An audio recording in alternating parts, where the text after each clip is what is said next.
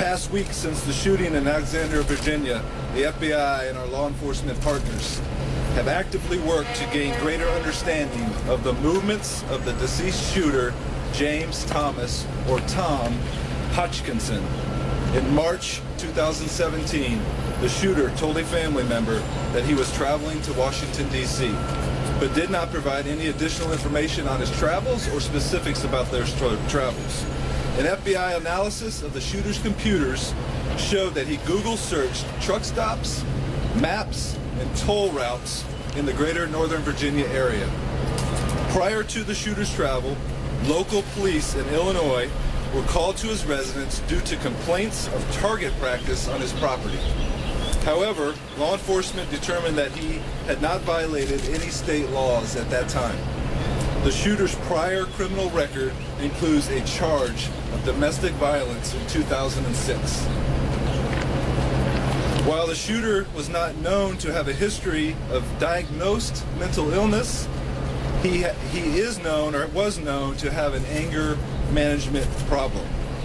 Evidence collection thus far indicates that the shooter had been in Alexandria area since March 2017. On the morning of Wednesday, June 14th, Hodgkinson, who was living in his vehicle in the parking lot of the YMCA at the East Monroe Avenue address, is believed to have exited his vehicle with two weapons, one being an SKS 7.62 millimeter caliber rifle and a 9 millimeter handgun for which he had a holster on his body. The shooter approached the baseball fields where practice for the congressional charity baseball game was taking place. Acting alone, the shooter aimed his weapon in the vicinity of where members of Congress and staffers were standing. Immediately adjacent to the field were two United States Capitol Police special agents who were detailed to a member of Congress and who engaged the shooter. Alexandria Police Department officers responded to the scene of shots fired and also engaged the shooter, who was reported down at 7:14 a.m. The FBI and ATF have determined that the shooter purchased his SKS 7.62 millimeter caliber rifle in March 2003 and his 9 millimeter handgun in November 2016 through a federal firearms licenses. Our investigation has determined that there were magazines found to be chambered in the rifle, and the FBI's evidence response team found shell casings for that rifle and handgun on the scene. The rifle was found to have been modified. We have processed property in 3 separate locations on the shooter: his vehicle, a storage unit, and his home in Belleville, Illinois. On the shooter, we found a piece of paper that contained the names of 6 members of Congress. No context was included on this paper. However, a review of the shooter's web searches in the months prior to the shooting revealed only a cursory search, that is, of 2 of those members. A second document with a rough sketch of several streets in Washington, D.C. was found on him as well. However, we have determined that this is not of investigative significance. In April 2017, the shooter rented a storage unit in Alexandria in which we found a laptop computer, in excess of 200 rounds of ammunition, a receipt for a November 2016 gun purchase, and additional SKS rifle components. Through a review of activity logs at the storage facility, we determined that the shooter visited his unit more than 43 times between April and June, and every day between June 4th and June 14th. The morning of the shooting, he arrived at his storage unit at 6:23 a.m. and departed at 6:35 a.m. In the shooter's vehicle, located at the scene of the shooting, we found another laptop computer, a cell phone, and a digital camera. FBI analysis of the electronic media items recovered which I will note is still ongoing, did not reveal that the shooter placed any online posts or threats or references to members of Congress or the congressional baseball game itself. The shooter made numerous posts on his social media accounts espousing anti-Republican views. However, those posts appear to be First Amendment protected rights. The morning of the shooting, a witness reported the shooter asking him, "Is this the Republican or Democratic baseball team?" When the witness responded that it was a Republican event, the shooter reportedly remained at the baseball field. Analysis of the shooter's laptop computers show online activity the night before the shooting. However, no internet searches were discovered the morning of the shooting. The internet searches the shooter performed included a Google Maps search from Alexandria to his home in Belleville, Illinois, and a Google search of the 2017 Republican convention. The shooter accessed one of his online financial accounts into one of his Facebook accounts, from which he visited a news website to look up local news highlights. Through witness accounts, we know the shooter frequented local libraries in Alexandria where he could obtain free Wi-Fi. However, he was unable to use the Alexandria Library computers as he was a non-resident and therefore not eligible for a library card. Analysis of the shooter's phone found that he checked email and utilized text messaging. In a witness interview, a family member remembered stating that the shooter had contacted them on Monday, June 12th, seeking to return home to Illinois. On the shooter's phone, the FBI found photographs and video taken between April 11th and April 26th of the shooter at various sites in the Washington, D.C. area. Those locations include the East Front Plaza of the U.S. Capitol, inside the visitors' entrance of the Dirksen Senate Office Building, the front entrance of the Smithsonian Museum of African American History, and the Washington Monument. Also on April 15th, cell phone analysis shows the shooter took multiple photos of Eugene Simpson Stadium Park. At this point in our investigation, we do not believe that these photographs represent surveillance of intended targets. However, we continue to learn more about the shooter and his recent activities. We do know that the shooter attended at least one protest in Washington, D.C. on April 15th that was centered on tax reform. At this time, that concludes the FBI's investigational update. I'm going to turn it over to my colleagues for comment, and I will open up for Q&A when we're done with those comments. The Chief from the Capitol Police, please. Sir. Thank you. I'd like to begin by thanking everyone in the congressional community and the public throughout the country for their overwhelming and outpouring of support. We at the United States Capitol Police are very appreciative of all the well wishes for our special agents who were injured during the event last week. This matter continues to be an ongoing internal investigation for our department, and therefore I'm not going to comment on the specific details of the case.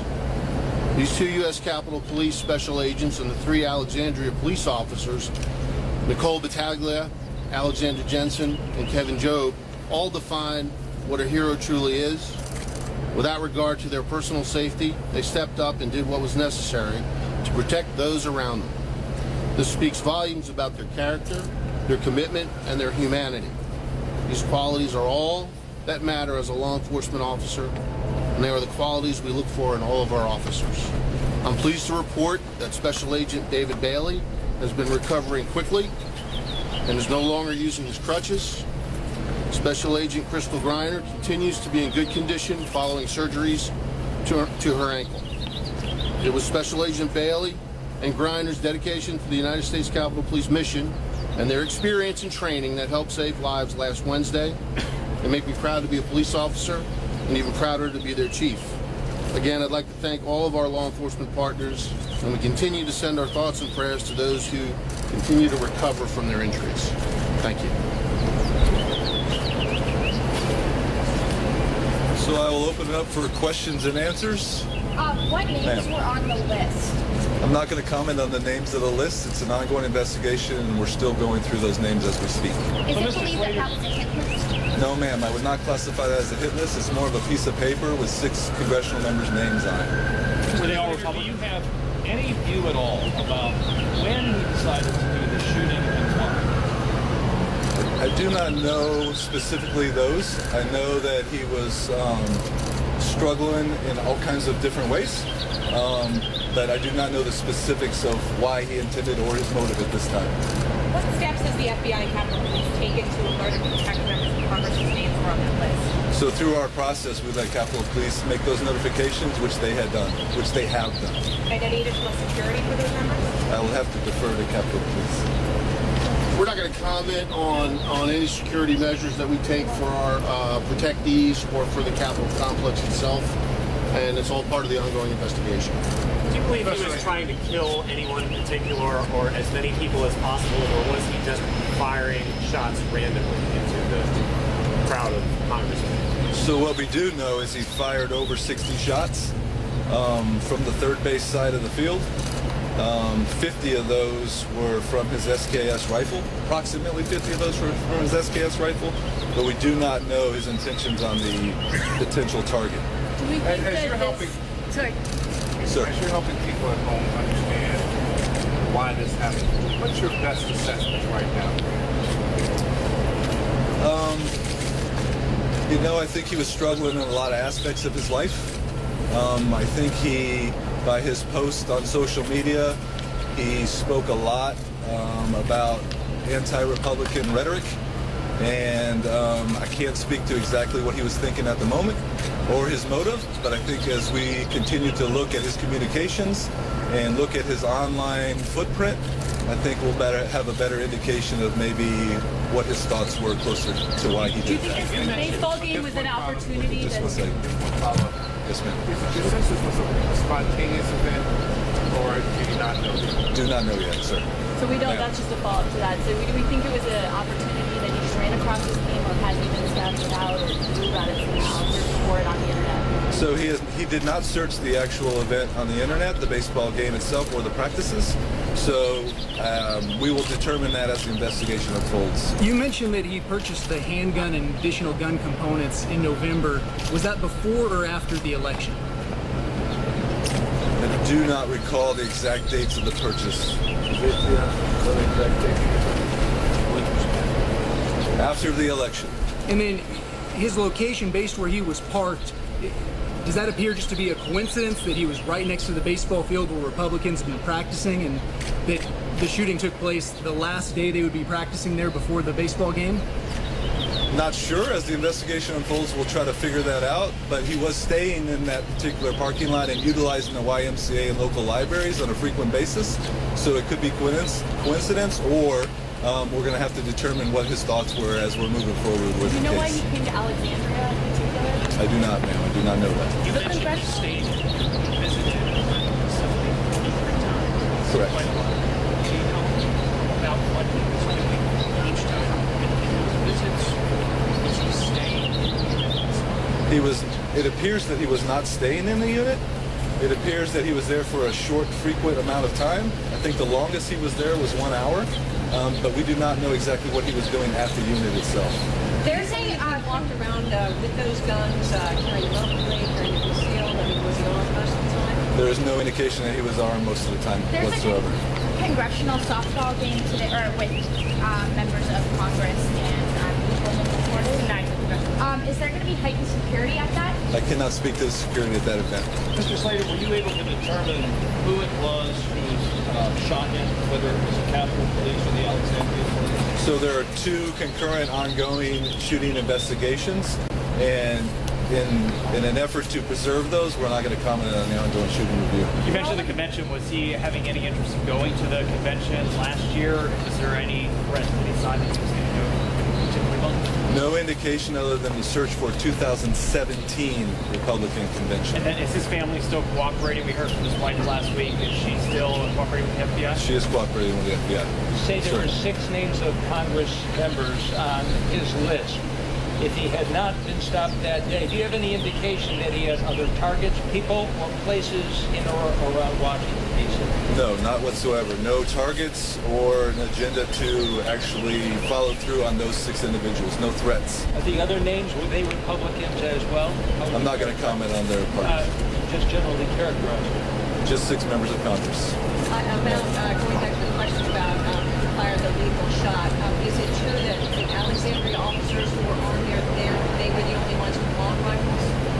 I'm not going to comment just because we still are ongoing with that investigation. I just don't want to put that in jeopardy. Yes, Do you know ma'am. anything about this trip to DC and making some significant stops along the way? Or He did not, other than your routine gas and shower, truck stop type things. No uniqueness in his travel. You And mentioned just- that you found shell casings from both the SAS and the 9mm. Do you know whether any of the victims were shot with the 9mm or were they all wounded by the SAS? I would have to refer to the medical staff. I'm not familiar with that. Yes, sir. Sir, the fact that he went to Dirksen and went through security, are you doing some investigation into what his activities were that day? And is there any concern that was some level of surveillance? I know that you've not made a final determination on that, but is that a concern? I think it's too early to characterize his visits. That's all part of the ongoing investigation. We certainly will be following up in terms of any visits to congressional offices or buildings. You mentioned this list. For folks at home, so they understand, when they hear that he was very critical of Republicans, that he purchased these guns after the November election, and that he came out here hoping to make changes on tax reform, why is it that you're not prepared to call this a hit list, if you will? If you look at his pattern of life and what he was doing on his laptop and social media accounts, there's no indication that that was a list to target or there was any threats associated with those names on the list. So at this point, we don't know what the significance of those names are? Correct. Yes, ma'am. Do we know what those people had in common? Like, is there a reason he was listed? I think the investigation will determine that. We're getting close to that answer. Yes, ma'am. were the 6 members of Congress at the game or the practice? I do not know the answer to that. Did he visit any members of Congress while he was in Washington? He visited Senator Bernie Frank's office, I believe. Bernie Sanders' office, and there was no other visitation. He did have communication via email with 2 U.S. senators from Illinois. While he was here? Don't know if I don't recall if it was here or between January and the time of the incident. He had communication with 2 U.S. senators. And that was Tammy Duckworth and Richard Durbin.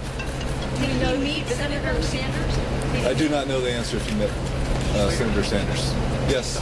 What you know about this case, what do you do, if anything, differently to stop the next one? So we are always vigilant, just as our state and local partners are, with proactively looking for these type incidents through all type of investigative techniques. We do the best we can every day to protect the citizens that live here, and we'll continue to do that. You said the photographs of areas around Washington, D.C. were on his cell phone. What was on the digital camera that was mounted in his car?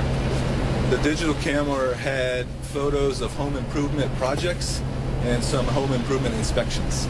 But nothing that's here related to this? No, ma'am. Do we know when he did at Dirksen or the Capitol building that day at all? No, it just appears that he was visiting like a tourist would visit. You mentioned on June 12th that he had spoken with a family member via text about returning home to Illinois. So was it he's the one that said, I'm considering going back home? Correct. And did that family member, did they encourage them to come back, or did he say, I want you here? I'm not going to comment on the response just because it's ongoing investigation. So I'll leave the response to that text to the investigators. When did he go to Bernie Sanders' office? Between April 15th and the 26th, but I don't recall the exact date.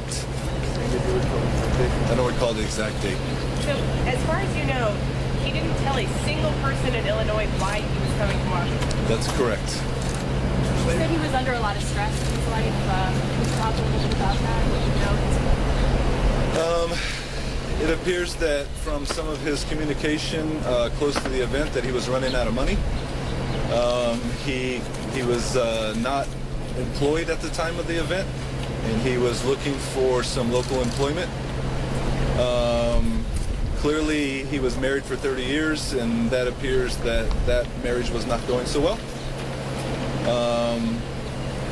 He suffered, obviously, from taking some prescription medication, which I'm not going to get into. And it was just a pattern of life where you could tell things were not going well for Tom. Did he say anywhere why he brought firearms to the Washington area? No, not at all, sir. Sir. We were out there last week. It seemed to us that the only vehicle on Monroe Avenue that was shot was a black SUV. Was that just by chance, or was that targeted? That vehicle, do you know? I do not know the answer to that, but I believe there were multiple vehicles shot.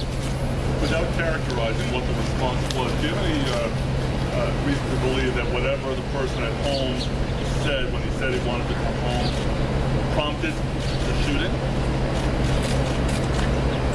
I'm not sure that's a fair assessment. I think we're going to have to figure that out as investigation moves forward. You said he was taking prescription meds. Was he abusing them or taking them for, as prescribed? I do not know the answer to that. Sorry. When he went to the ball field that morning, did he have a specific individual in mind as a target? It does not appear so at this time. Does it appear this, you may have already addressed this, but does it appear that this was more planned or more spontaneous? At this point in the investigation, it appears more spontaneous. This may have been answered a while ago, but was there any point where he indicated that he wanted to make that he said whatever he was going to do was going to be a statement before it happened? I'm not sure we're at a point in the investigation where I can answer that question.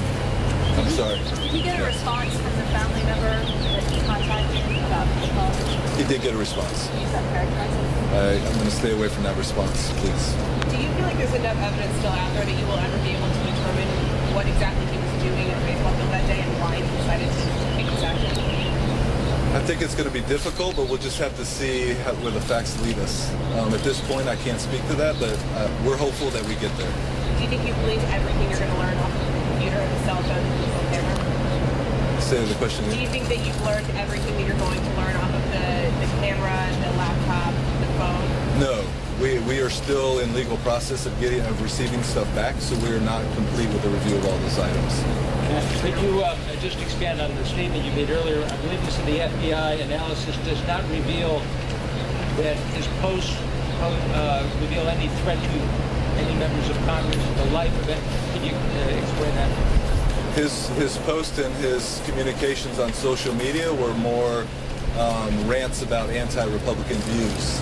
As not opposed threats. to? As opposed to? As opposed to threats? Correct. There was no threats whatsoever. Mr. Slater, was Hutchinson shot dead on the field, or did he live at any point after being shot and say anything? He did not comment, but I'm not sure he was pronounced on scene. I believe he was not pronounced on scene. I believe he was still alive when he was transported. Never said a thing? Never said a comment. Did he say anything when he was shooting? Not that we know of, no ma'am. 2 more questions.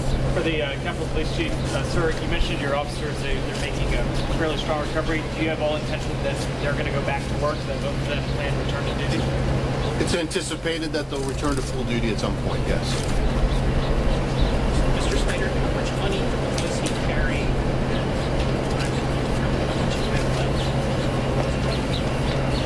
The only information I have at the time is that he was running out of money. I'm not sure the dollars amounts. Good? Thank you. Thank you.